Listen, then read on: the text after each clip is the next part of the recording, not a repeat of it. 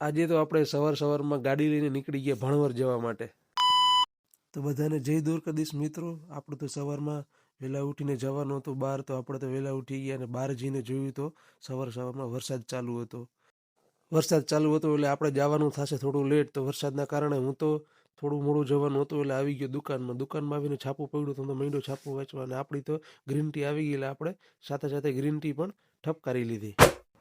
થોડા સમયમાં દૂધ પણ ભરાઈ ગયું અને દૂધ ભરીને આપણે નીકળવાનું હતું બહાર, થતાં આપણે ગાડી લઈને બહાર આવી ગયા। ગાડી લઈને અમારે જવાનું હતું ભણવાર, તો અમે ગાડી લઈને ભણવાર જવા માટે રવાના થયા। સવારમાં વરસાદને લીધે આજે આપણે જવાનું થઈ ગયું થોડુંક મોડું, તો આપણે જલ્દી ગાડી લઈને નીકળી ગયા ભણવાર જવા માટે।